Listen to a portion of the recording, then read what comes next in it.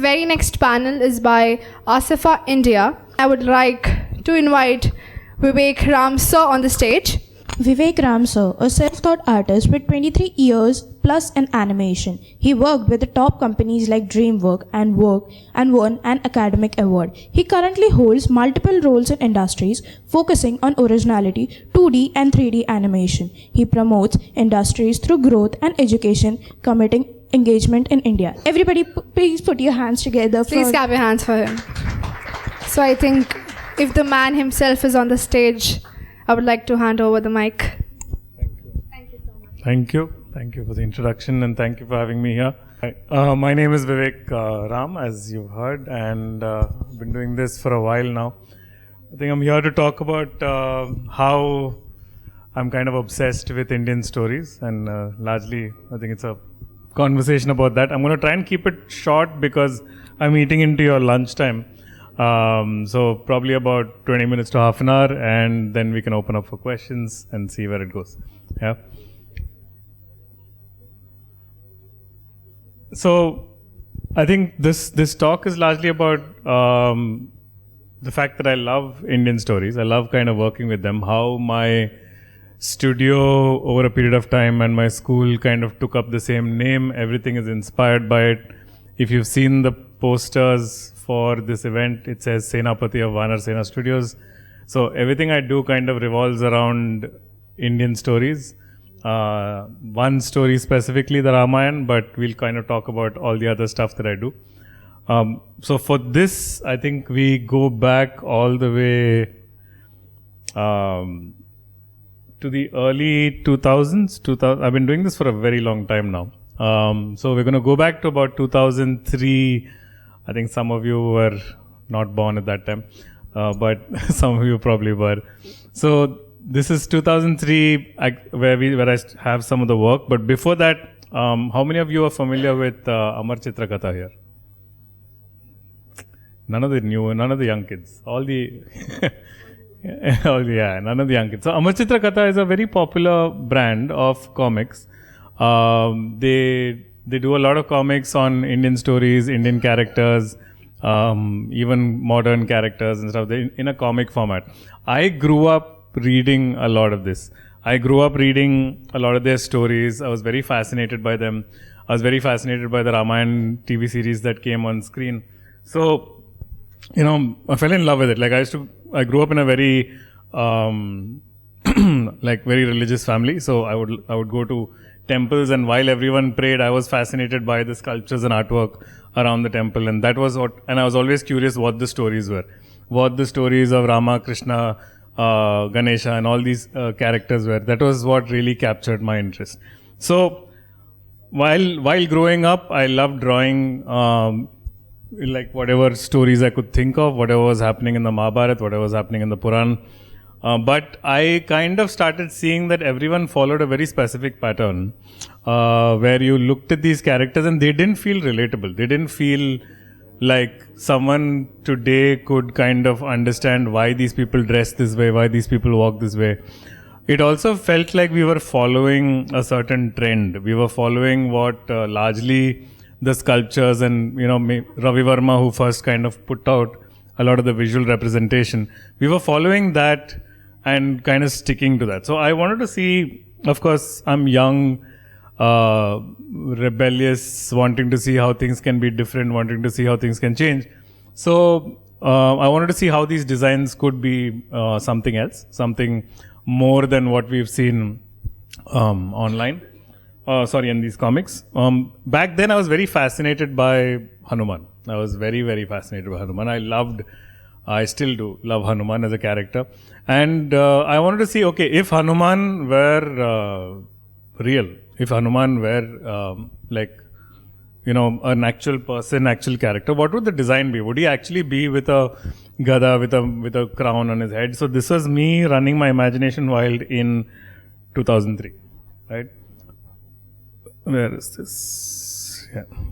So this was me trying out that. So I tried him with a gada. This is surprisingly the first time I think I had not seen someone try Hanuman's legs as hands like actual monkeys would have, right? which was very surprising for me. Well, like everyone said Vanar, everyone said monkey, everyone said he has a tail, but nobody redesigned the feet. So for me, this was just an impression of this is a very, very forest tribal person.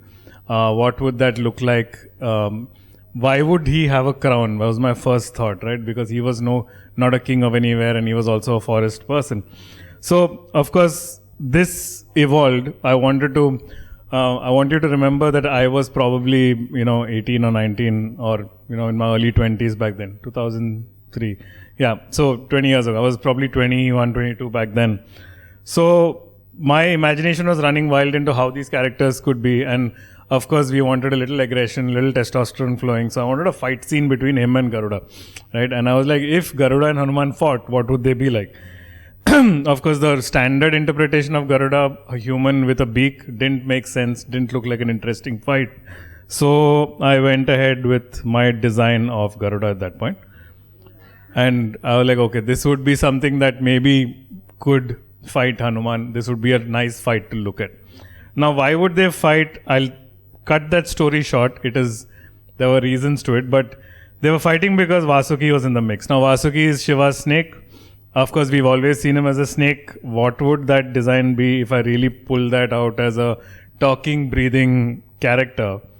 So this was my very, very early design of Vasuki, where I saw him as more anthropomorphic. He could move, he could talk, he could move his hands around, like he could bring out hands from his body, things like that. Right. So again, this was 20 years ago. I wanted to see how I wanted to build these ideas. 3D was very new. How many animators here? How many people in the animation space in this crowd? Okay. So you'll probably understand, but you won't be familiar with this. This was 3D Studio Max, which has very different versions right now. Very few people use it. So I wanted to see how 3D Hanuman would look like. So I built this character from scratch, and this was the first version that came out back in 2004, I think. Yeah, this was very long ago. This was my rendition of Hanuman back then. Savage. There was a lot of research that went into each aspect. The Valmiki Ramayana spoke about how hairy his body was and how he had a tail and how tribal he was and all of that stuff. So all that research went into it. Of course, things changed as I read more and more of the books. This was another render of the same. And of course, surprisingly, this was before the Bahubali film, and I called him Bahubali. Because for me, Bahubali meant strength, like someone who had very, very strong shoulders, someone who had a lot of upper body strength. And that's how the name kind of stuck. I was very surprised to see the Bahubali film later, which was interesting then. So this was Hanuman. I wanted to kind of play around with the character, wanted to see what he could do in this. And I have a quick video. This was my very, very early showreel that I would like to play for you guys. This is again 2003. This is first showreel when I was extremely young. And I was young but ambitious. I wanted to try out stuff, play around with music, make it look cool.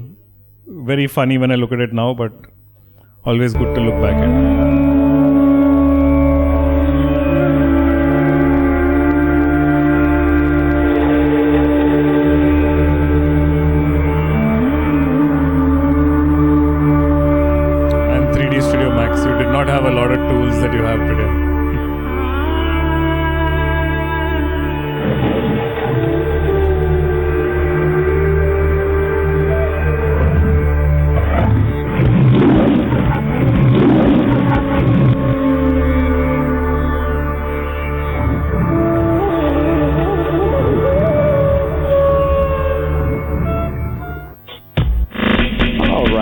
Wasn't that fun? Let's try something else.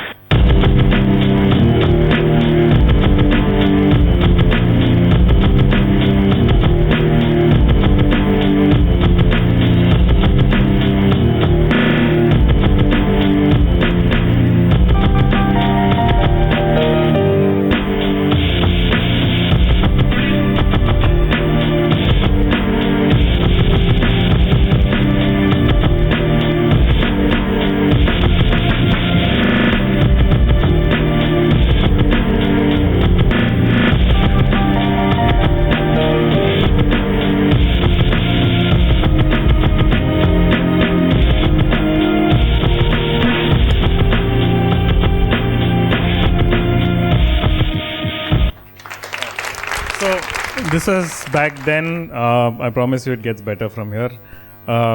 So also this was the first time that a lot of these visuals were hitting the internet back then. I remember I had all kinds of people objecting to it, getting offended by it, saying you cannot show Hanuman like this, he looks like a beast, all of that stuff. But thankfully I'd done my research, I'd done my reading, so I could talk about it. And this was just, I didn't know back then, but this was the beginning of that kind of offense that a lot of people would take. We're moving on to the next image, which got me a lot of threats as we moved ahead. So I kept experimenting. Like, there was always the love. Then I moved to Rhythm and Hues. I worked with large Hollywood productions. I worked with Fast and the Furious, Incredible Hulk, Superman Returns, all of these films. But there was always the love for for these stories. There was always the love for these characters. So while in Rhythm and Hues, I thought I'd try painting the Garuda that I did. So very quick painting that was done during Rhythm and Hues of the Garuda character. And this kind of stuck. So while I was working in Rhythm and Hues, I wanted to try another character. And this was, of course, I was reading more and more of the Ramayana, so I wanted to really understand and do justice to the character. So the next character that I attempted was Ram. And I really wanted to bring out the ferocity of Ram in the battlefield. Of course, today, when you look at our current work, you see that the design has changed quite a bit from here. But this was 2008. This was my understanding back then. And I attempted to do, this was called The Legend of Ram back then, this piece. I did, of course, a lot of talks about this back then. This was the first design for Ram. I wanted to show an athletic warrior that was jumping into war. This was the very first imagery of this in 2008. You can see some more sculpts. For those who are interested in the 3D side, this is the sculpt from different angles.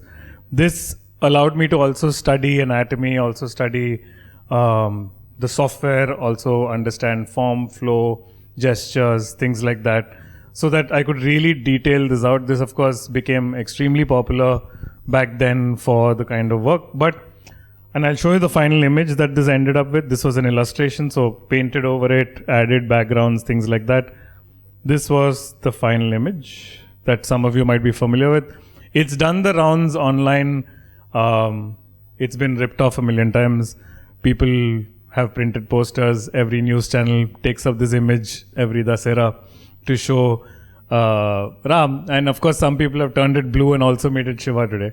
And of course, if the pose looks familiar, that's because a film recently ripped off this idea for their poster. I won't take names. So this was 2008. This was early 2008. Back then, this was not familiar. This was very, very new. People were used to a more smiling, happy Ram. So I got a lot of threats for this.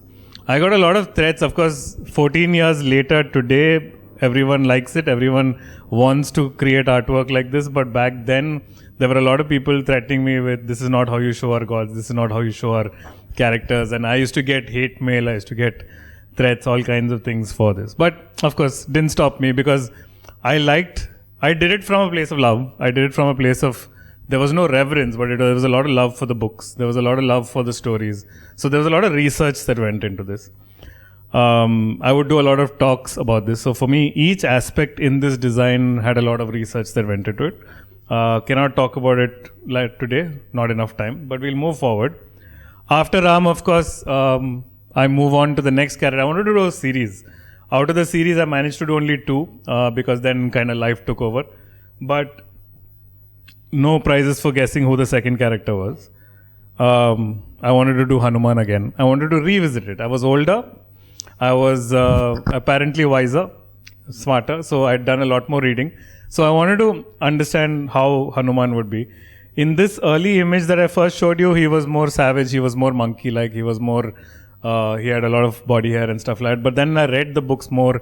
I started thinking, what would this character be like in that time? Is this 7,000 years ago? Is this 10,000 years ago? Wait, 10,000 years ago, we're crossing over with the Neanderthals. What could that be like? So, won't show you the breakdowns, but this is what Hanuman ended up being.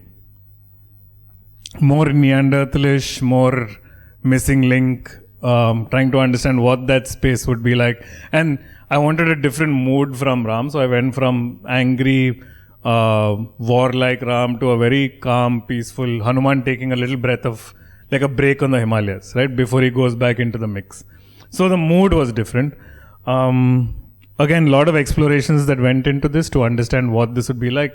Didn't want to go into a hairy, animal-like person, but more like a human being with a lot of hair, right? Like we've seen around us.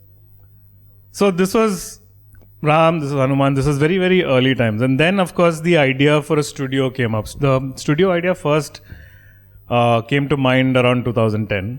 And back then, there was no real thought to it. There was no real idea of what would the studio do, what kind of work would we do. It was just like, okay, I want to make a studio. So the obvious name back then for me was like, it just came to me, like, how will you build a team? How will you put people together? I took a page out of the Ramayana where if your ideas are interesting and if your thoughts are interesting, if your path is interesting, then people come together. And for me, the Vanar Sena, the way I see it, is the first recorded NGO that completely willingly went forward and helped someone they didn't know on a goal that was not theirs, right? So the name came very naturally to me. The name was, I was like, this is what the Vanar Sena is going to be. But I didn't really start work on it. I kept kind of, I think life had other plans for me back then. So, but I still kept doing the artwork. So I'm going to run through some very, very quick artwork for you. While I'm still, so this is when I was working with DreamWorks, and I was working with DreamWorks for about 4-5 years. But I still wanted to do these stories. So I'm going to run through some, whenever I did personal artwork, I was doing artwork that worked around Indian stories. This was my rendition of Lakshmi. This was acrylic on canvas back then. This is one of the first paintings I'd done in acrylics. And for me, you always see Lakshmi in red saris, you always see Lakshmi in red backgrounds. I'm like, what if her skin itself was that? What if that was what inspired the saris and the background and things like that? So this was the first rendition of that. Then this is a painting of Kali that I had done. Again, acrylics on canvas. I don't know if you can see it. It's very, very dark, as Kali should be. Can you switch off the lights? Let's see if you can see that image. Yeah, there you go.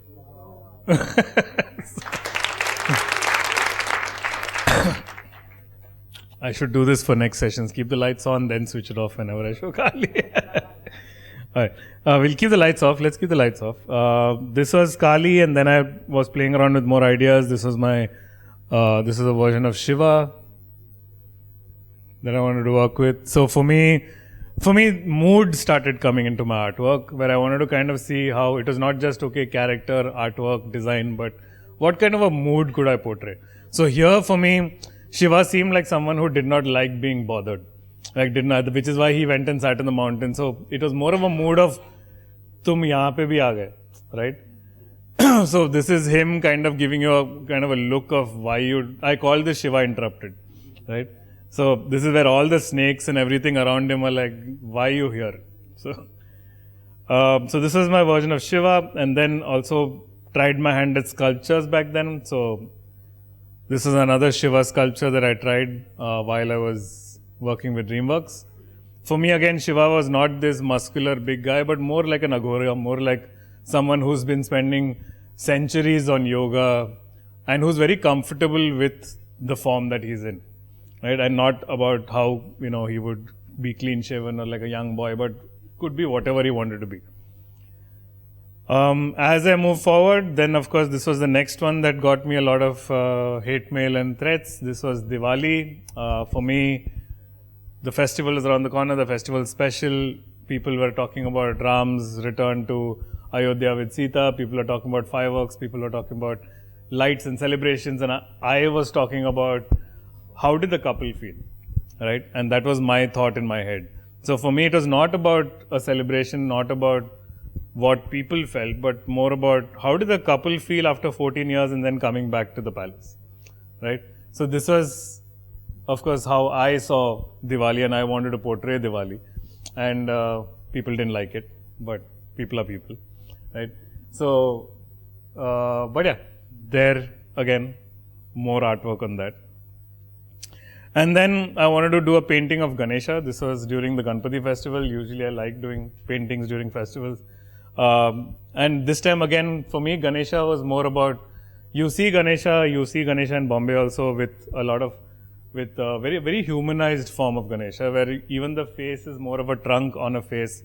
But you very, very rarely see an actual elephant head on Ganesha, right? So for me, it was one, bringing in the elephant head onto Ganesha, and two, about what is the emotion I wanted to work with. And for me, the emotion that came to me at that time was, how would Parvati look at Ganesha, right? Because for everyone else, Ganesha is a god.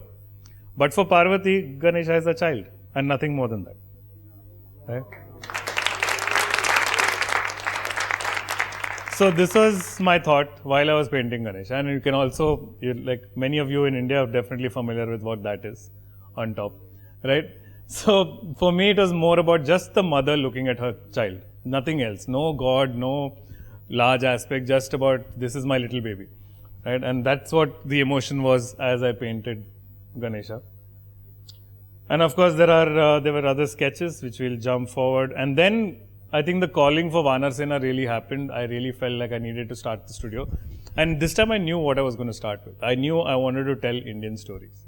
I wanted to tell these stories from the emotional space that I saw them in, from the understanding of emotion that I saw them in, not necessarily with the reverence of the gods and goddesses and about keeping it too sterile, but also to see what were they trying to tell us, what are the kind of stories they were trying to tell us, what kind of people were they, and not a question of existence or non-existence, but just stories, right?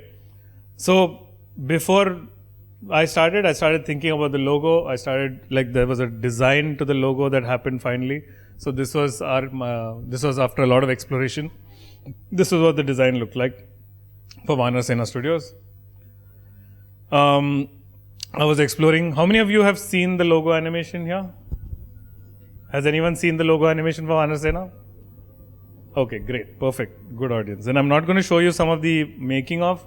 I'm going to just show you that these are some of the initial ideas for the logo, like it was going to be color bleeds in fully, and then try to do this, like trying different colors for the different scenes. You'll see these scenes when you finally see the final. This was some pose tests for, of course, the main character in the Vanarsena.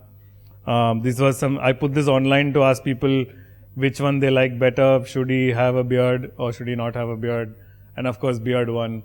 So, which made more sense considering the one was. And I'll just jump straight into the logo animation. I think it should be fun. I'll play it twice just so that you catch it. It's only 10 seconds long.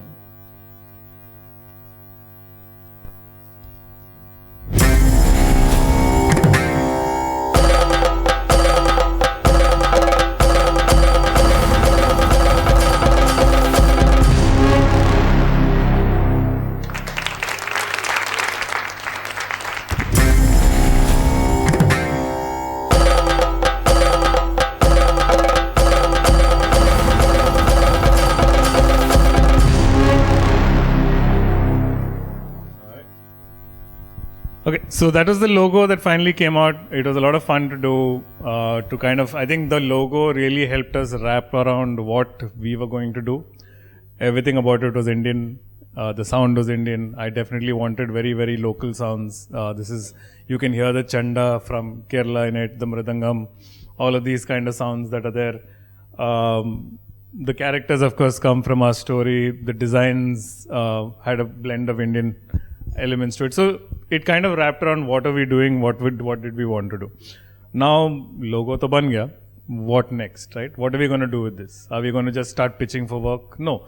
So I think the idea here was, what kind of films do we want to see, right? So quick question to the audience. How many here know what the Vanarsena means? Yeah, please raise your hands. If you know what the Vanarsena means, please raise your hands. Okay, I see some 3, 4, some hesitant hands, 5, right? So great. So you obviously became my first audience, right? Because I realized for me, this was something I've been living and breathing for 20, 30 years. I was like, everyone knows what the Vanar Sena means. And then I set up the studio and I put the logo. And then some people are like, lekin iska matlab kya hai? What does the Vanar Sena mean? And I'm like, wow, like I was not aware that people didn't know. So obviously that became my first film.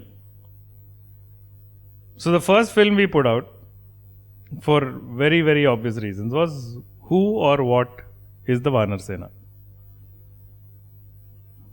Would you guys prefer English or Hindi? Hindi? Oh, perfect. Okay. So we play the Hindi one. Actually, we'll play both. Let's try playing both Hindi and English, because sometimes some of the lines land better in English, but the sound is definitely better in Hindi.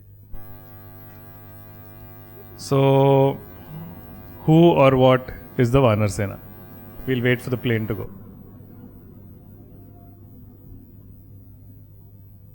Okay.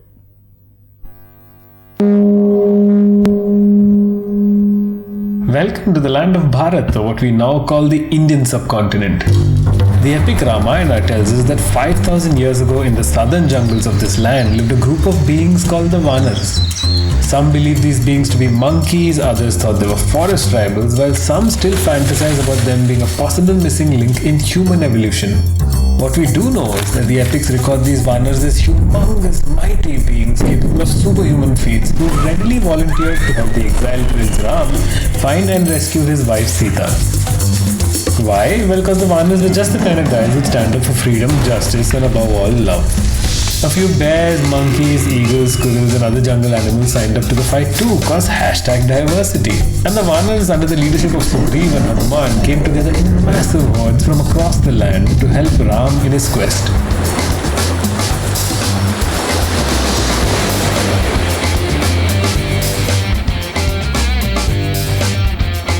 This vast, diverse army or Sena is known as the Vanar Sena.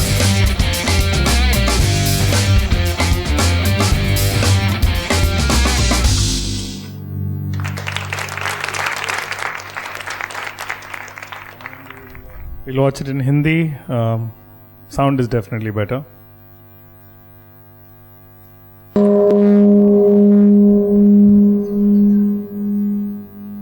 Bharatvarsh में आपका स्वागत है। रामायण में कहा जाता है कि कुछ 5000 साल पहले हमारे दक्षिण वनों में अद्भुत किस्म के जीव रहा करते थे, जिन्हें वानर कहा जाता था।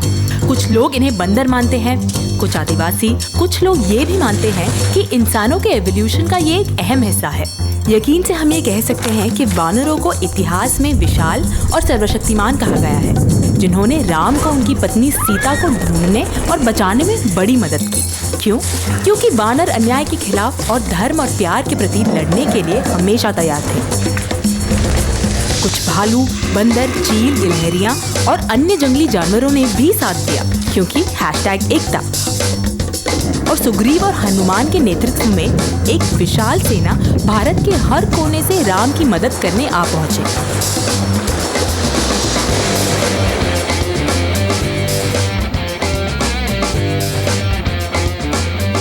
इस विविध विशाल सेना को हम कहते हैं वानर सेना।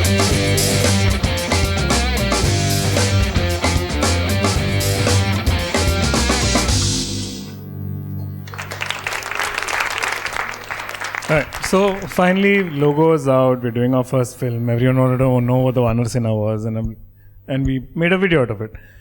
Now the goal was, there's Instagram, there's YouTube, there's all sorts of social media. What do we do? How do we put this out? How often do we put this out? And I was extremely ambitious back then. I thought I'll put out one video every month, which didn't work out. I think we managed to get to our second video, and then of course the second video didn't go viral, but it got a lot of eyeballs. People were very interested in talking to us. And then the third video never really happened because I got busy with all of that. And then Instagram took over. We started new formats, and I'll show you some of that stuff moving forward. But let's take a look at the second video. For some reason, I think I had an idea of how I wanted to do a film on either Shiva or Durga or one of the other characters, step away from the Ramayana for a bit. And Women's Day was coming up. So Durga seemed like a great film to do back then. So this was released on Women's Day, I think about 5-6 years ago.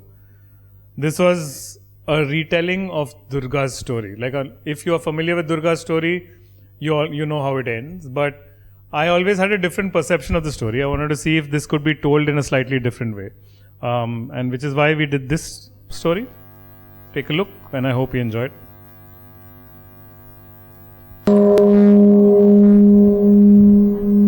Welcome to the land of Bharat, or what we now call the Indian subcontinent. Every age has warring factions, and this ancient time was no different. The Devas and the Asuras were always at war over who could attain ultimate dominance of all known realms. One such Asur was the mighty Mahishasur, quite literally a bull of a man who turned out to be a little too masculine for the Devas to handle. Their male egos crushed, the Devas were advised to rely on their combined feminine energies to rescue them. Through their efforts, they brought forth a force of strength and valor more powerful than anything any man had ever seen. A primordial force of nature, brandishing the most deadly weapons and riding a menacing tiger, she made her way towards... Or maybe not all of those weapons and unnecessary aggression stuff. That just feels like the male version of the story.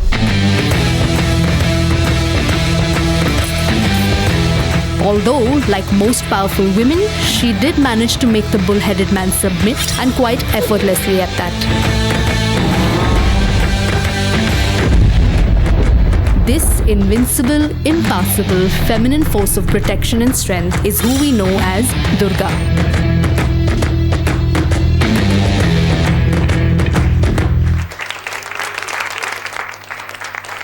So that was the Durga film. I still enjoy watching it. I still enjoy showing it. I hope you liked it. Thank you, thank you. Do you want to also watch the Hindi version? It's the language is a little more difficult even for me to understand. I had to take help to translate it. But let's watch the Hindi version.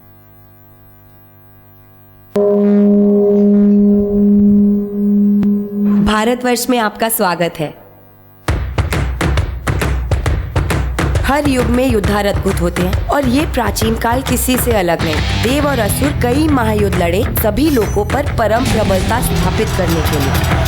इन्हीं असुरों में से एक था महाशक्तिशाली महिषासुर, वृषभ काय और व्यापक मर्दानगी प्रदर्शित करने वाला, जिसे देवों की सेना संभल नहीं पाई। अपना पौरुष कुचलते देख देवों को सलाह दी गई कि वे अपनी संयुक्त स्त्री शक्तियों का प्रयोग कर अपनी रक्षा करें। एकजुट प्रयासों से देवों ने शक्ति और वीरता से भरी एक ज्योति को अस्तित्व दिया, जिसका तेज अतुल्य था। प्रकृति की प्रारंभिक शक्ति विभिन्न घातक हथियारों से विभूषित शेर पर सवार तेजी से बढ़ती हुई, या शायद ये घटना इतनी हथियारों से भरी और हिंसाजनक नहीं थी। ये इस कहानी का एक पौरुषिक संस्करण लगता है।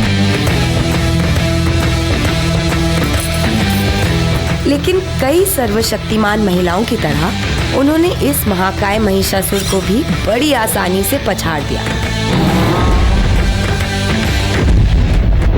इस अजेय, अगम्य, सुरक्षा और संकल्प से भरी स्त्री शक्ति को हम दुर्गा के नाम से जानते हैं।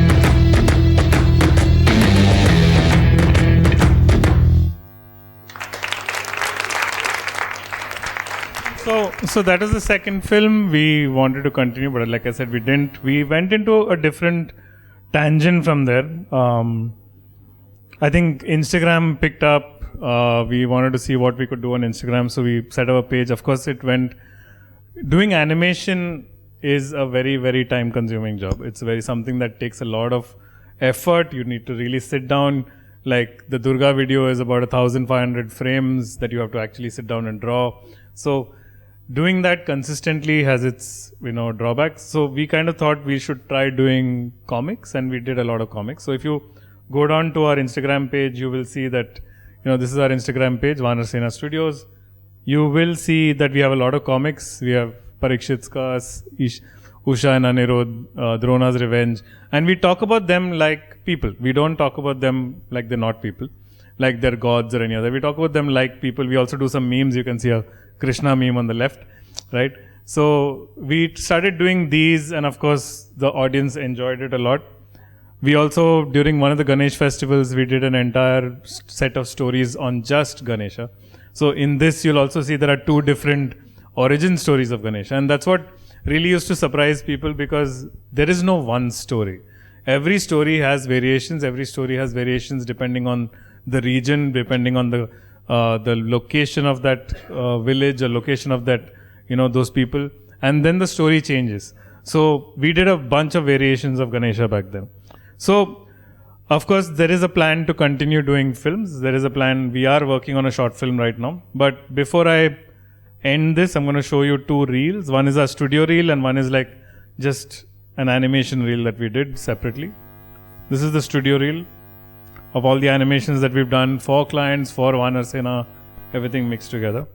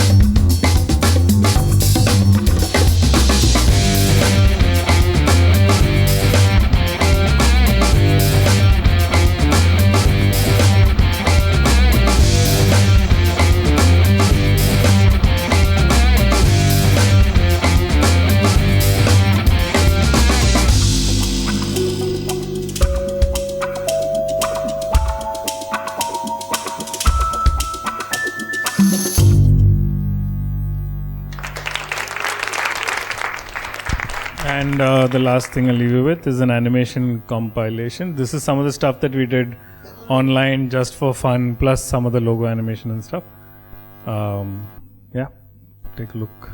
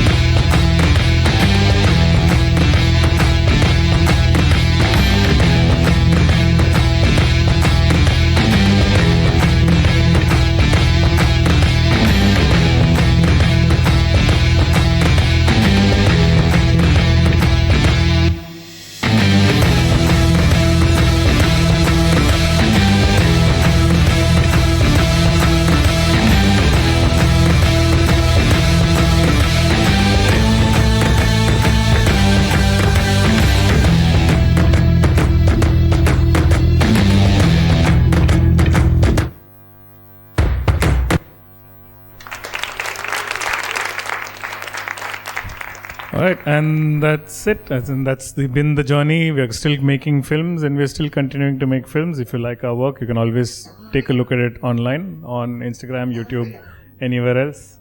And I think we'll open up for questions if anyone has any. Yeah. Hello, sir. Sir, there's Japanese anime industry which is really booming right now. So my question is, do you also take inspiration from Japanese anime? Yeah, I think so. For our work, I'm sure you've seen it in what we do. There is inspiration from Japanese anime. There is inspiration from Disney. There is inspiration from European animation. We take it from everywhere. It's not just one place. Like there are things I love about Japanese anime, and there are things that I don't like about Japanese anime. What are the aspects of Japanese anime you love? I love their action, the perspective, the effects, the scripts, the storytelling is very strong. I don't like their character animation. I don't like their acting. Like that does not work for me at all. Because of course there is a budget to it, which is why they limit it. But I love the action sequences, I love the scripts, I love the effects. Thank you so much, sir. Yeah. Yeah. The Ramba, Menaka, Tilotama, and all that, I kind of related to the courtesans of today's Bollywood cinema. So I want to know your take on that. What do you want to know? My take on it? You know, the Amrapali and the Tilotama of, the mythologies. Yeah. I kind of related to the courtesans of today and the fearless love and, how they change the perspective of entire... Why do you relate them to the courtesans? Why specifically to the courtesans? No, because a court, if you watched... say like a Mughal-e-Azam, प्यार किया तो डरना क्या. And I think that's a very different perspective of how they talk about sociological issues. So for me, the existence of Urvashi and Ramba, Menaka, Tilotama, all of these, they talk about a certain social structure that existed that that did not look down on them, right? That did not look down on that kind of life, and you had the ability to choose what kind of a lifestyle you wanted to live. You had the ability to choose the lifestyle of a Sita or the lifestyle of an Urvashi or a Ramba, and none of it was wrong. And that's one of the things I love about the Indian stories is that nothing is wrong. Everything is like evil and sin do not really exist in the Indian concept, right? It's more about action consequence. You can choose what you want to do, and then it kind of goes down into whatever it will become. But there is no sure way of saying that this is what will happen to you. It is completely a structure of every choice you make from there on. So it's like you kill someone, there is consequence. But if you're a king who kills someone, the consequence is different. If you're a beggar who kills someone, the consequence is different. Is killing wrong? Nobody talks about that, right? So it's not the action that is wrong. So similarly with women like these, I think it gives you a really nice window into the structure of that time that says they're not wrong. Like Urvashi is seen as Arjuna's grandmother or great-grandmother, right, in the stories because she is Indra's consort and all of that stuff at times. But she also wants to sleep with him, right? And she says that I want to have a child with you, Arjuna. And Arjuna's like, no, you cannot. You're like my grandmother. But then that's why she curses him, which is what happens, and that's how he becomes Brihanala, right? And he loses his masculinity for a year. So the stories are very fascinating in that way that nothing is wrong. People are cursed for not, for rejecting a woman's advances. And the women are allowed to be free in certain sections, not everywhere, right? There are different kinds, which is why in the stories you have the 7 types of vivahas. And you can choose the type of vivaha you want. And some, of course, are not out of choice. Like the Pishacha and the Rakshasa are not out of choice. But the others are out of choice, and you can choose which structure you want to work with. And it allows that room. It allows diversity of thought. And that's what I love about the stories. Thank you for choosing Indian stories. That is really inspiring and giving us a modern take on it. What I would like to know is, you've been fascinated by Hanuman and Ram. Is there any possibility of you looking at Sita as well? Absolutely. And also in the modern context, and a 9-year-old Sita who had all the powers with the heavy Gandhi, which was not possible by the men. Right. So I would like to see a take on that, and for sure. How soon can we expect that? The thing is, it's easier to visually represent Rama, Hanuman to a certain extent. I still struggle with even Ravan, because visually representing Ravan the way I would want to visually represent him is very, very difficult, because he's not the Rakshasa that people believe him to be, right? That's not how he's mentioned in the books. He was an extremely good looking man. And I struggle similarly with Sita. With Sita, it's all about her personality. It's not about how she looks. It's not centered around, oh, she has to be pretty. Then what? After that, what do you do? Right? So I struggle with Sita to show her visually. Maybe a story, maybe an animation, something that can really talk about Sita is something I would love to do, because unfortunately Sita has been very sidelined in today's narrative. Whereas in Valmiki's narrative, she is amazing. She's very strong. She's powerful. And she's the only one. Ram doesn't win a single argument with her, right, in Valmiki's narrative. Whereas today she's this meek, quiet woman who, sits and just listens. That doesn't. So, but for me to do that, I'd love to do a film on it at some point, like maybe like the film that we've done, just to kind of showcase Sita in the way that she should be. Sir, I just wanted to know, how do you rotoscope all those images, like all those characters? How do I what? Sorry, I didn't Rotoscope. When you say rotoscope, what do you mean by that? I mean, you basically kind of draw those characters, and then you kind of shape them, and you don't do it frame by frame, I suppose. I do it frame by frame. Frame by frame? Yes. How long does it take? That's why I said animation is a time-consuming process. And yes, none of those are rotoscoped. There's no background, there's no reference. It's all frame by frame, hand animated. So do you do it in Blender or something? Right now, yes. The initial logo animation was not done in Blender, but right now we do it in Blender because it allows you to draw in grease pencil. It's great. So why don't you rotoscope? It'll reduce the time span. So I wouldn't say rotoscoping is a bad way to do it, but it's a different way to do it. It's the craft is different. So it's like saying, why do you paint? Why don't you use AI? Right? It's a very similar comparison to that.